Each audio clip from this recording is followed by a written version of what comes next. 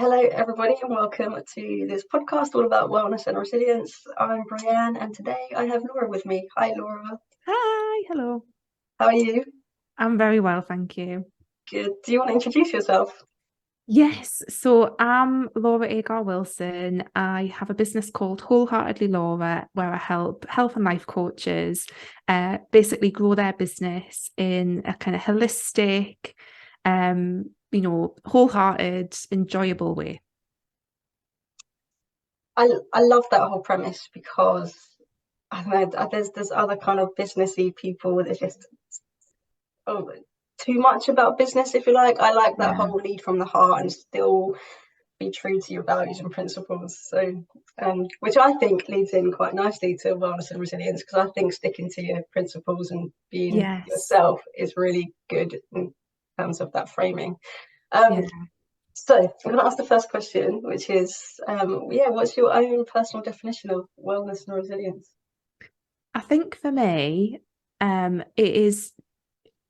it's kind of, am I able to live life in alignment with my intentions? So it's kind of like, I think when I first started, and just to say, I started my kind of like online businessy career as a health coach. So I did a lot of work around wellness, and I've worked with community organizations as well. So kind of going a bit further back, I was a youth worker and worked with people in community organizations. And I think it's really easy to think of wellness as like a very two-dimensional thing that's food and exercise, but it's actually a whole lot more than that. So for me, I think it's if I'm able to show up in my life and do life that's in alignment with the way that I want to, like my intentions, I think that's for me is probably the best definition of it. Because I think when we don't have that resilience and that wellness, it's really difficult to do that because it's the foundation of everything, isn't it? Yeah, definitely. Um, I don't think that's always easy to do, though, is it? Living to your intentions. And maybe a bit later on you can tell us how you do that. But Yeah. do you want to tell us about your own journey, first of all? Yeah. So I trying to think of where to start without giving my like entire life story. But so I always kind of struggled with weight growing up as a teenager and going into my 20s. And then it was in my late 20s, I kind of had a big weight loss journey and I blogged about it. So that was kind of what kicked off everything really in terms of where I am now. And I blogged through that journey and then trained as a health coach. But when I was like the kind of journey started off quite balanced, but I think of anyone who's been on any kind of weight loss journey will probably find it's very easy to become unbalanced very quickly with that. And what happened was I became orthorexic. So for anyone who's not familiar with that, it's basically an unhealthy obsession with healthy eating and exercise. So I wasn't anorexic, I wasn't bulimic, but I was I was very controlling around the food that I ate and the amount that I ate, and I'd over exercised quite a lot. So that was almost, and I think that's what makes some of this conversation quite interesting about wellness and resilience, actually, because you can be on the outside look really healthy, but actually not be healthy if your mindset and your approach to things isn't there. So that became a bit of a problem. I lost a lot of weight, like my period stopped. And it was just like a really difficult period. And that kind of woke me up to, well, what's real wellness? Like, I want to have a child right now, and I can't because my body isn't working, even though I'm doing on paper what all of the wellness gurus say that you should do. And that was a big wake up call for me. So I gained weight back and then eventually got pregnant with my little boy. And that was amazing. And that was when I kind of started to really realize that wellness is more than just, you know, eating a clean diet and going out for like a 10-mile run every week or whatever, like some, ridiculous stuff like that, really. And that led me more towards seeing wellness around self-care. And what was really interesting was a lot of the clients that I was coaching around health and well-being, they started to, it kind of like grew from that into, well, actually I want to change my job and I want to change my career and I want to be happier in my day-to-day life. And a lot of people, and myself included, like my kind of coaching journey to be a coach came from that. Was like, I'm not satisfied in my job and I want to do something that has more meaning and that gives me more freedom and flexibility. And it came from that as well. And a lot of, like, quite a few of my clients actually ended up training as coaches, because it was that extension of their own self-care that they were able, and for myself as well, to create this life on our own terms. Yeah, that's really interesting because actually I've never heard someone talk about self-care and wellness in terms of creating your career like that. You talk about work-life balance, but not so explicitly as, well, this is the career I want and this is gonna it's gonna help me. So that's Yeah. really interesting. Um, I'm really interested in that because I hadn't actually heard of the word orthorexic. Um, did you go through all that yourself and you just realized, or were other people kind of hinting to you you're not healthy, or did you need some kind of intervention from somebody, or did you just figure it all out? It was interesting. I think it was kind of a combination. So I feel like people started to kind of say, "Oh, like, you've lost enough weight now." People start, like, the comments started to change, and then, I mean, this is a really interesting thing because I'm kind of on a bit of a weight loss journey now, but it's so completely different to how it was before. But people would, like, comment really positively, and that's a little bit addictive. Like, I've got the kind of personality that craves that kind of validation a little bit, which is a whole other conversation, like, just kind of learning stuff about yourself, is really interesting. So the really validating comments about how good I looked and all this kind of stuff, they slowly started to change into, "Oh, I think you've lost enough weight now," but they kind of started to change, and that was an indicator of something. But I really resisted that. I was like, there was words in my back of the head which was like, they're just jealous, they don't get it, like, blah blah blah. But then I think it was a combination of, I mean, obviously the period stopping and not being able to get pregnant, that was really the thing. I do feel like something else would have, or someone else in my life would have intervened if I hadn't had that wake up call. But essentially it was that. And then I think it was also seeing at the time, so it was like 2011-ish, there was like loads of these health and wellness like early influencers. Like nowadays you've got people on Instagram. Back in 2011 it was people on blogs, it was bloggers. They were like blogging sometimes like twice, three times a day. Like it was a crazy time back in there. But some of those bloggers from the States, they were experiencing the same kind of issues. And I think we all kind of, like, there was just this weird spiral where we were all negatively influencing each other to Okay. to think that this was normal. But I think as some of them, they started to wake up and experience similar issues, then I did as well. And that was, so part of it was just seeing it reflected from other bloggers. That was one of the key things that helped kind of, and actually just knowing that was a thing, because just like you, I'd never heard of that term. And I think it kind of, that was really when it became a recognized thing, was around about that time. Yeah. How did you shift your mindset then from, because I imagine that once you feel so healthy or you feel really fit, I've never got there, so I don't know. But I think once you feel that and you're feeling good, it must be hard to then come back the other way. How did you do it?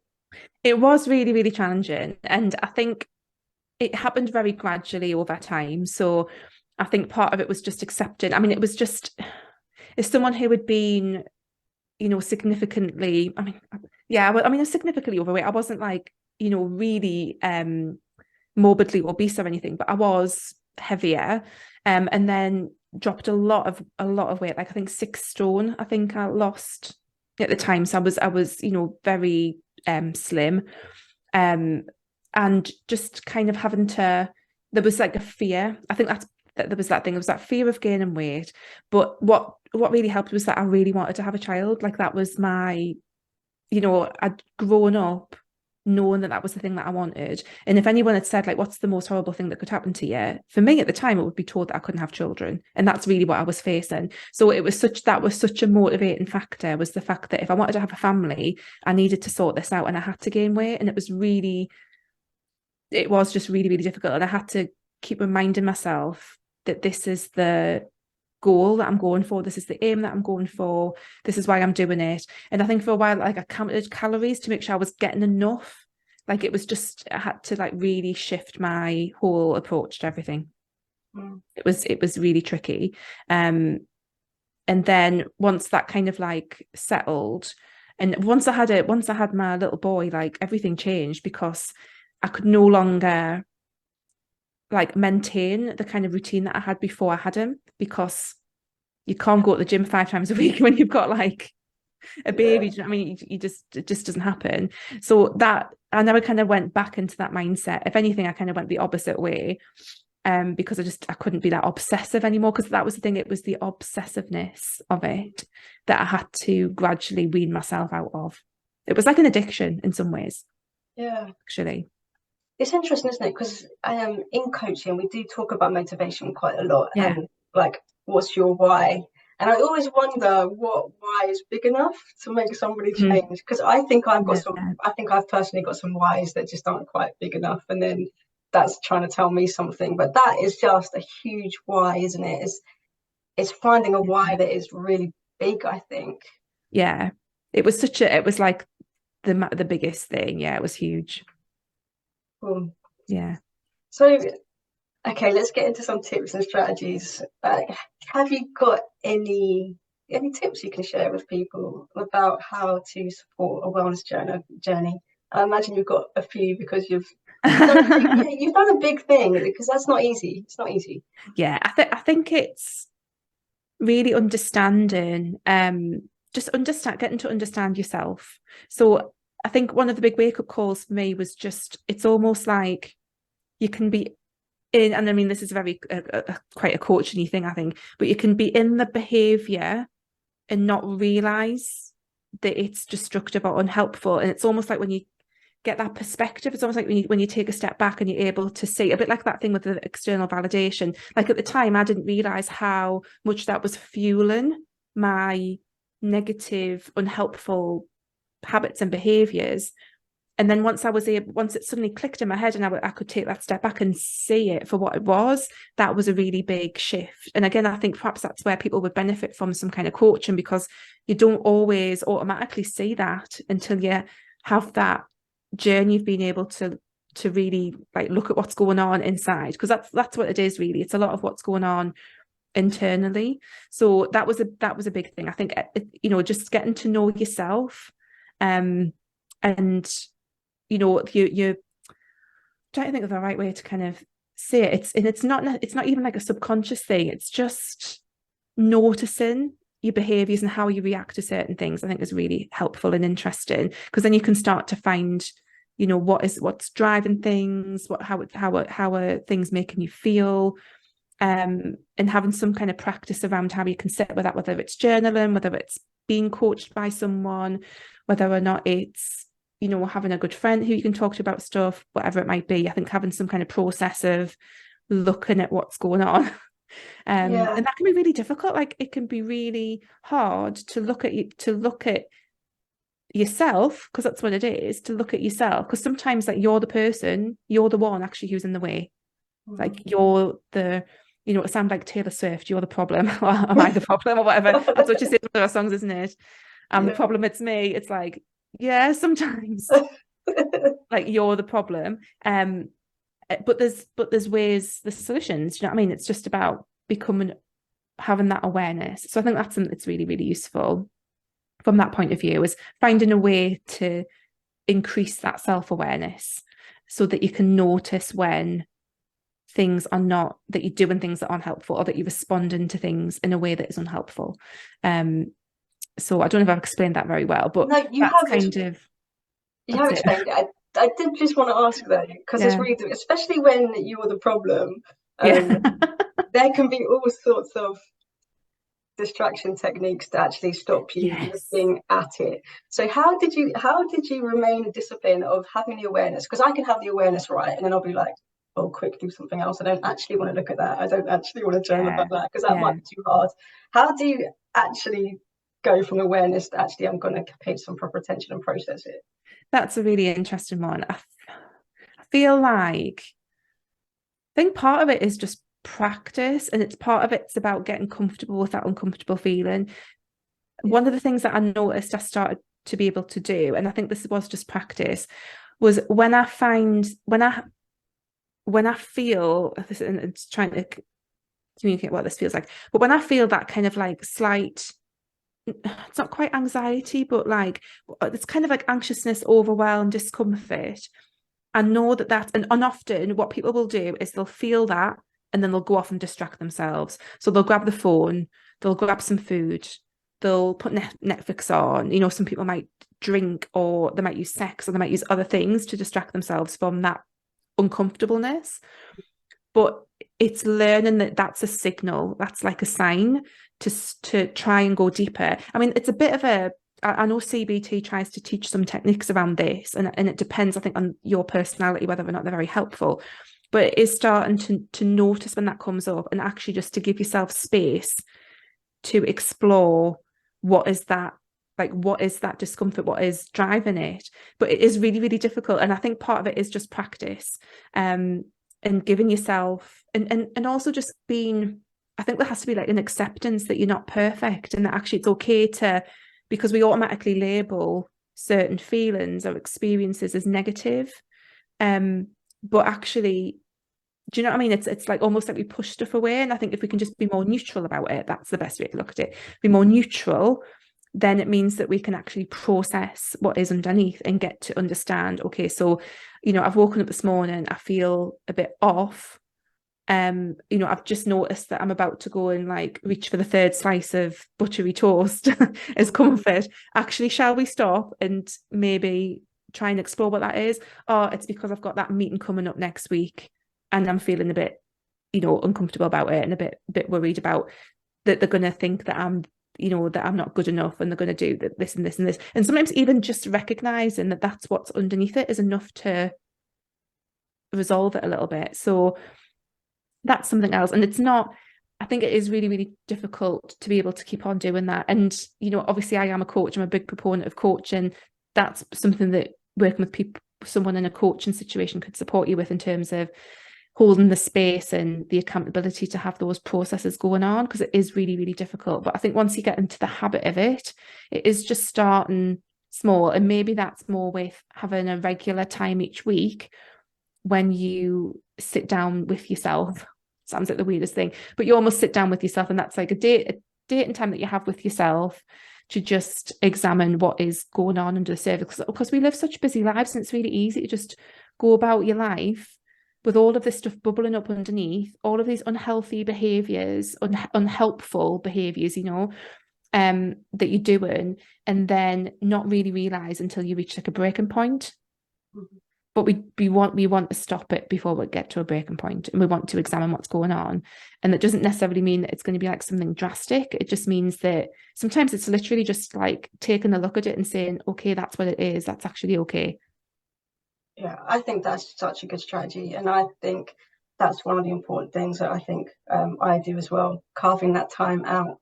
And also, I think you're so right to point out that, you know, behaviors, that there's signals, and they're not always true signals either, are they? They're signals, but I mean, what you're feeling or what you're thinking aren't always true. So to take that step back and to really see what's going on, I think is really important. Yeah. Okay. Yeah. Any more strategies that you've got up your sleeve? I think, suppose like a really practical one. We've talked about like stuff that's a bit more, you know, kind of in your head and things like that. But I think a really practical one is just having like ways to organize yourself and your time and things like that. I mean, from like a very practical, this is getting more into like the, you know, the practicalities of wellness, I think, in terms of how you take care of yourself.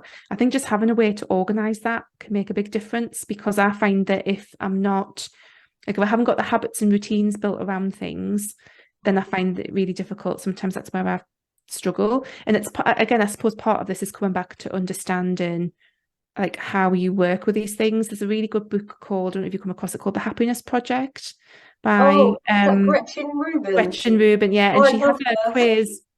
She has a quiz called the 4 Tendencies, yes. Which can be quite helpful to understand how you relate to habits, and routines and things like that. So I think going off and doing that little quiz and finding out what type you are can be really helpful to understand, well, this is what I need in place to help me retain good habits and routines and things. So for me, I'm quite lucky because I'm an upholder, which means it all comes fairly natural to me. But also it's one of the reasons why when I can get stuck in routines and stuck in unhelpful habits sometimes, because I'm such like a clockworky kind of person. So it's just understanding like how you relate to it. So for me, I like using things like apps and stuff on the computer to help manage my time and manage my to-do list, and I have like my meal plan on there and things like that. And I have like regular things, like little regular touch points during the week. So I always know, right, I order my groceries to come on a Friday morning, so that therefore I plan some meals out on a Thursday night so that I know I'm ordering. Like, it's just having those little kind of touch points during the week that might help. But again, that's not going to help everyone. I think understanding what your type is, or just how you approach the whole kind of thing of, like, some people need a lot more accountability. Some people are rebels and will really rebel against things. And actually for rebels, it's more about their self-identity. Like, are they identifying themselves as a healthy person? And what does a healthy person do? I think this is quite an interesting thing that I've just started exploring, is self-concept.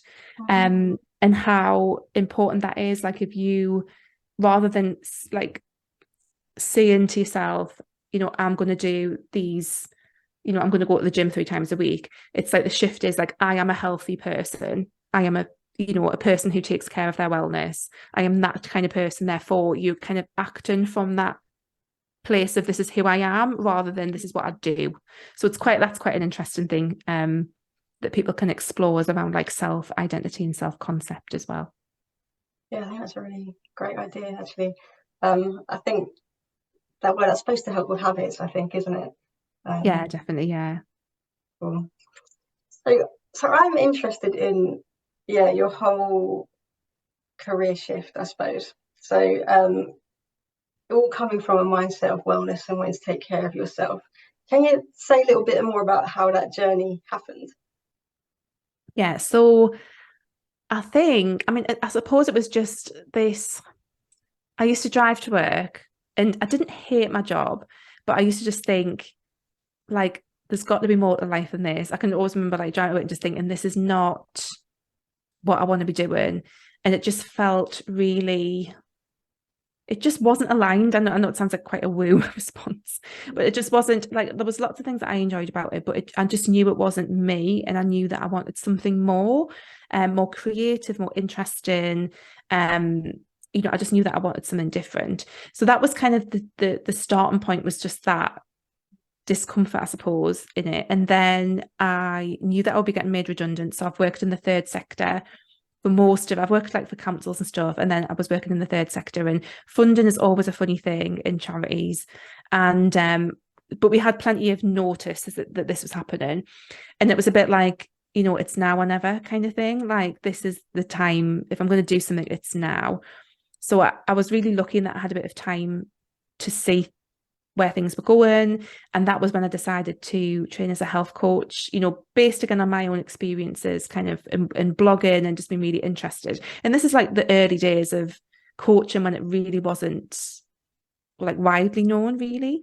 And at the start, it was kind of more about, oh, how can I use these skills with the youth groups that I'm working with, and the community organizations that I'm working with, and things like that.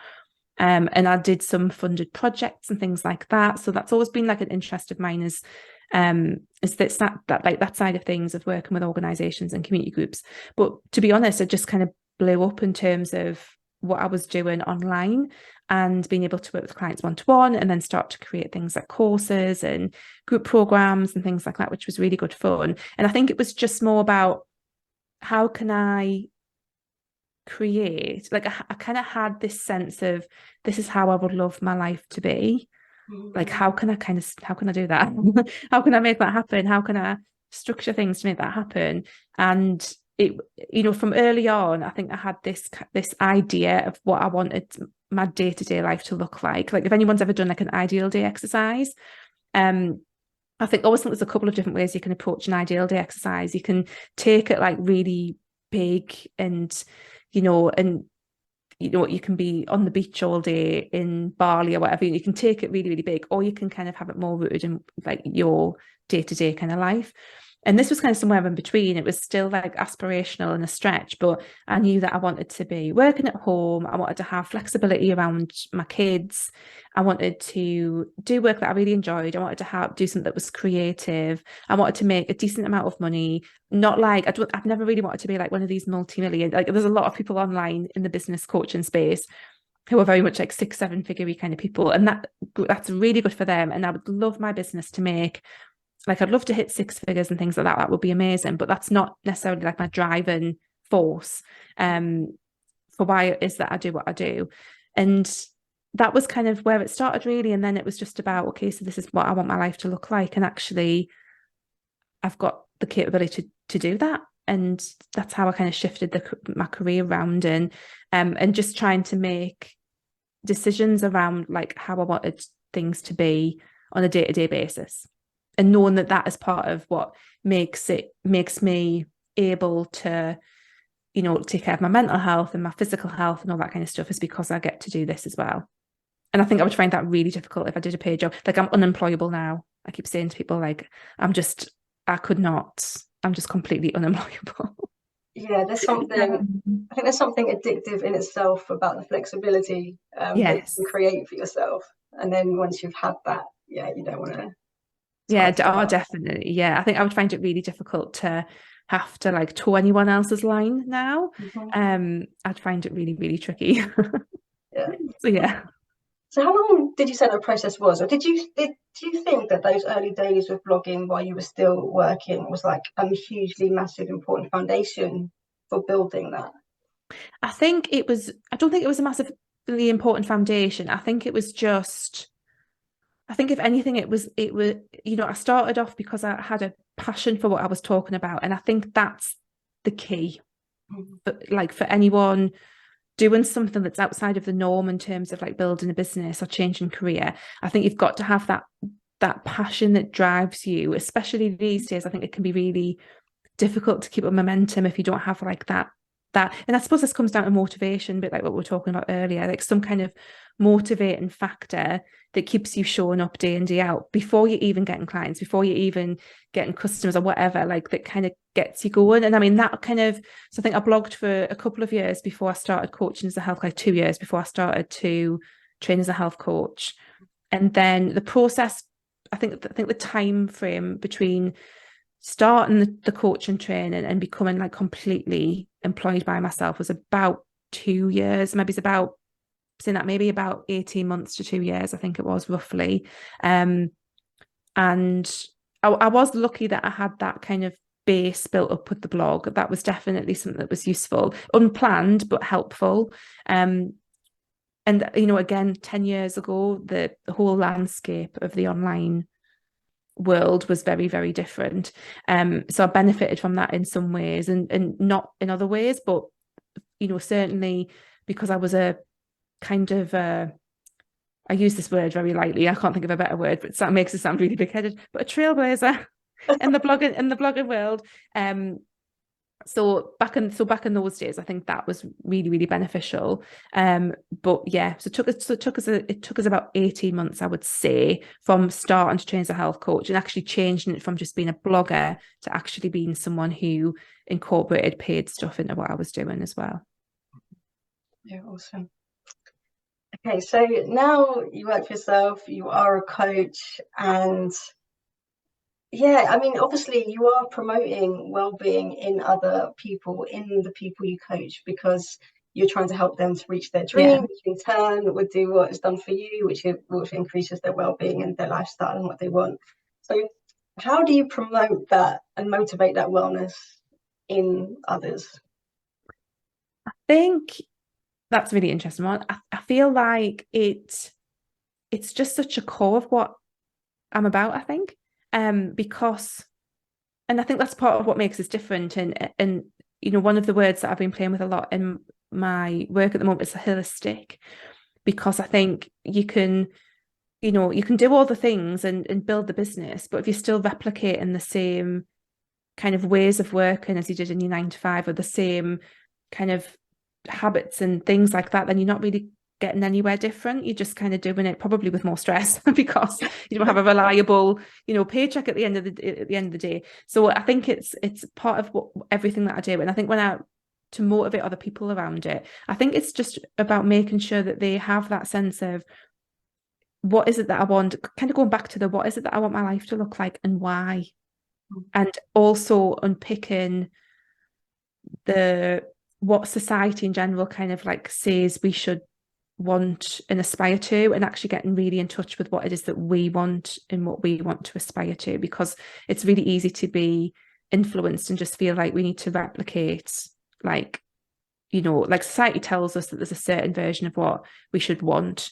We should want the house and the 2.4 kids and the job and the car and all this kind of stuff, and it's not fulfilling for most people. That very like simple version is not fulfilling, and I think that ties in quite heavily to our well-being, because if we're trying to live a life that isn't actually what makes us feel good, then that's a real issue. As well. So I think getting people to get in touch with what that is and what they really want, and then building stuff around that, but also making sure that when they are building their businesses, it's not to the detriment of their health and well-being. And that there's a wonderful woman online called Kate Northrup. She's kind of like a kind of a business coachy-ish person, but she's talked a lot about body first, business second. And she talks a lot in her work about how can we actually like come into our bodies first, and how can we make sure that we take care of our bodies first, and that everything good in our businesses kind of comes on that foundation. So we have to, certainly, like if you're running a business like what I do and what you do as well, like we need to be looked after. Like we need to be taken care of to be able to do our work in the world. That has to come first. Like if we're burnt out, if we're exhausted, if we're not feeling good, if we are feeling resentful, like all that stuff, it's very difficult to show up and do our work. So, and this is what I say to my clients as well, it's like you have to kind of be looking after that. And the good news is we can often tailor our businesses around those needs a bit more than people who might be in like the typical 9 to 5. Yeah. I like that, to be able to encourage people to think a little bit outside the box of what life could look like. And it can be anything, can't it? Like it can be off-grid, it can be really simple, it can be minimalist. It doesn't have to go any one way. No, it could be anything. And this is the thing, it's all just about, I think it comes back to that thing of like questioning yourself. Like, why is it that I want this? Is it because it's what my parents think that I should have? Or is it because that person on Instagram has that? Or is it because like this is what's held up in society as being the thing? It's like, it's unpacking that a bit. Yeah. So when you're building your business and when you help other people build their business, and because you talk about a lot of being aligned with what your intentions are, is it just having a look at your ideal day and what you want, or do you go kind of deeper, like look at your values, look at your core beliefs, and look at all those kind of things? How do you package it? I tend to just really look at what their version of success is and getting clear on that. So we tend to just do some work around what is it that you're like, where do you want your business to be in a year? Where do you want it to be in 5 years? But how does your lifestyle kind of link with that? What does that need to look like? So it really just comes into what's your version of success? It's really quite simple. A lot of the people who I work with, generally speaking, because they're already in the coaching kind of world, they kind of know what their values are. They tend to kind of have a bit of that self-awareness anyway. And I think it's just about clarifying that in terms of how can their business help them meet those things, and and how do they want to embody those things through their business as well. Yeah. And do you get loads of like good news stories? Do you get any stories back from people that particularly relate to their well-being and the feedback you get and the work you've done with them? Yeah, I mean, obviously, everyone's like, often it's, we want to focus on like getting the clients and launching the courses and things like that. But usually, what it is, it's things like, I just enjoy getting up in the morning and doing what I do. It's things like, it's milestones like that I think are, and I call these like soft metrics. So when I'm doing planning sessions with, I've got a group program and we do planning sessions every quarter. One of the questions I ask is like, what are your softer metrics in terms of, we can all measure things like how many email subscribers you've got, how many followers you've got on Instagram, but actually what are the other metrics of success that you can measure yourself? Things like, how content you feel on a Sunday night looking at your week ahead, how much do you enjoy working with your clients, things like that. Like that for me is a big difference. And it might be that they want more time to be able to exercise, or they want more time to be able to spend with the children or whatever. I think it's about getting really clear on what those are, and then actually when we measure things, when we put a focus on things, that's when the shift. Okay, right.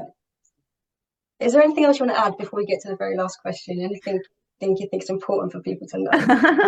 I think, well, hopefully, I feel like I've covered lots of things, and it's been really nice because I don't usually get to talk about this kind of angle of stuff, so it's really nice to talk through it because I think it's so important. So it's just been really interesting to go through from this angle. It's been really fun. Great. Okay, so I've got one last question which I ask everybody. What is a strength or a value or a personality trait that you feel is strong within you that you use in a positive way to promote your own well-being? Oh, I'll have to think about this one for a second. I think a value that I have is probably, I think maybe something around community. And like I said, I think this comes back to what like my background has very much been in community organizations and things like that. Like I've got like that's just a strong thing that I've had going throughout my life, really. And I think part of that value of community and of people coming together, I think when it comes to your well-being, it's things like how can you work with others to support that? So that can be in lots of different layers or elements. And then for me, it's things like, and just from like a completely separate, like slightly point of view about actually, it's just things like, how are you getting involved like in your community, because that's a really strong marker for people's wellness and resilience, is actually feeling like part of a community or their local community. So finding people that you can connect with, I suppose a connection is another kind of values-based word that I really like, but finding other people who you can be in community with. And from like a very practical wellness point of view, that can be like joining an exercise class or a gym or finding people like that. But actually from a mental well-being point of view, that can be really helpful, is just to find a community of people or get involved in your local community or find your people that you can connect with. I think that's a really helpful thing. That's something that's always in the back of my mind. I think from my point of view is I feel so much better when I feel like, one of the really lovely things that I love about where we live is that it has a really strong sense of community. And communities don't have to just be the physical location that you're at. There can be communities online. I think it's just having that sense of feeling like you are part of something. And I think that can be really helpful for your well-being from like a mental health perspective, actually. Yeah, I actually couldn't agree any more than that. I think that you're absolutely spot on with that. So it's a great message to leave people with. So thank you so much, Laura, for spending time with me today. Oh, it's been my pleasure. Thank you.